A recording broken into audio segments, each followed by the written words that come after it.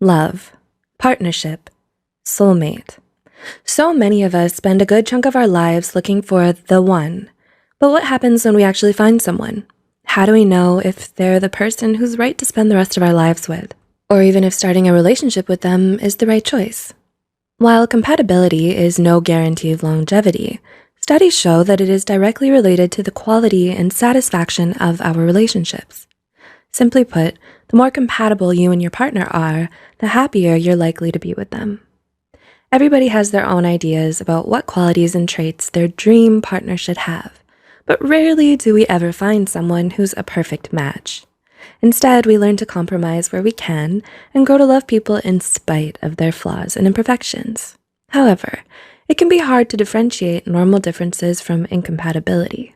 So, if you're wondering whether or not you and your significant other are incompatible, here are 7 telltale signs that you probably aren't right for each other. 1.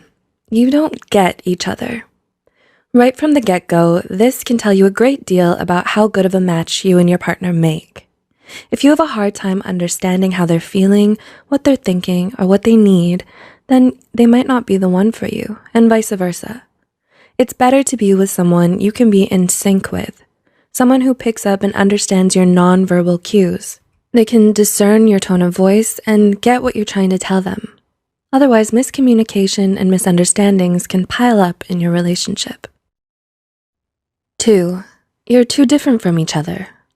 While it's technically true that opposites do attract, every solid, healthy couple should share at least a few similarities with their partner. This doesn't mean having to like all the same music or movies that they do, or even share the same hobbies as them.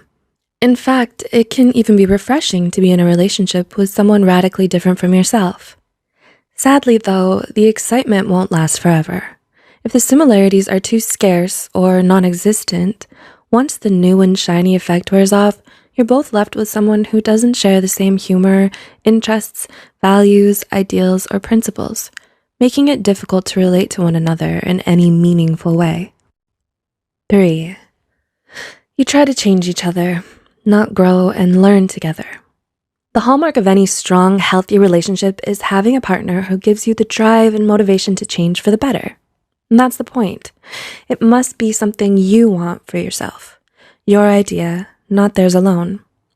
Despite your partner expressing irritation or dissatisfaction with the current you, it's generally ineffective and not sustainable if you're forcing change on yourself solely because they want it, and you don't. You have to want it for you, and this goes for many things, whether it's the way you dress, speak, or who you hang out with. Only you have the right to decide who you want to be. If you don't feel comfortable showing your true colors to your significant other, even in a private setting, this is a definite red flag. 4. There is constant or highly frequent arguing. It's perfectly normal and healthy to disagree with your partner about something from time to time, especially if it's over something that's important to the two of you. We didn't choose this person so we could be with a clone of ourselves. The disagreements become a problem, however, when the arguing is constant and over the tiniest of things. It's even unhealthier if the fighting is dirty, shouting, name-calling, humiliating each other, holding grudges, and emotional blackmail. Being in a relationship with a partner who tends to bring out mostly the ugliest side of you is never good. 5. You attain peace by avoiding all the problems. It's all about moderation. While constant fighting is obviously not ideal, it's also not good for a couple to never disagree about anything. You need to be honest and communicate openly with one another about how you feel, even if it's not in agreement with the other person. Constant pretending everything is okay or blind agreement to the wants of the other person does not make the relationship stronger and may in fact result in a catastrophic blow-up later. Conflict can be a positive bond-building event if it can be given and taken constructively. It then can lead to personal growth and deeper mutual understanding. 6. Your socializing is isolated from everyone else. Do you find that when you and your partner go out, it's nearly always only with each other? No friends, no parties or group hangouts? Do you never spend any time with their friends? Have you even met their friends? Is their family still a group of mystery people you've never been introduced to? Even though you've been together for a while? If you answered yes to any of these, this could be a potential problem. It's important that you spend time with your partner's loved ones and get to know them better. Couples who make the effort to be close with the other important people in their partner's lives tend to have longer and happier relationships. And 7, you're not attracted to them.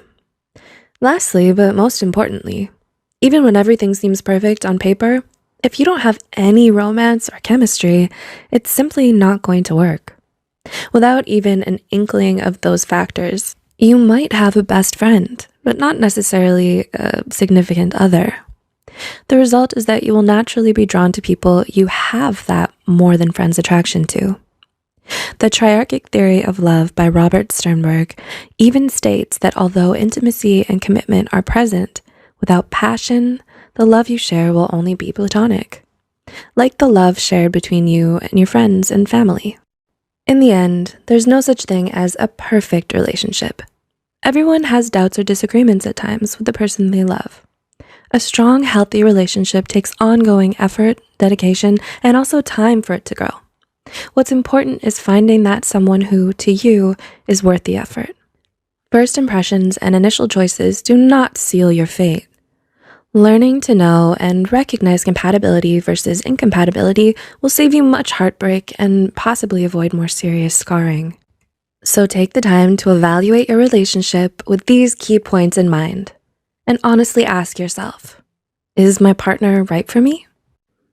We hope you enjoyed the video and learned something new about yourself and others. Please like, share, and give feedback or comment below. Let us know what you'd like to see next. Don't forget to subscribe to Psych2Go for more psychology content, and as always, thanks for watching and taking this short psychology journey with us.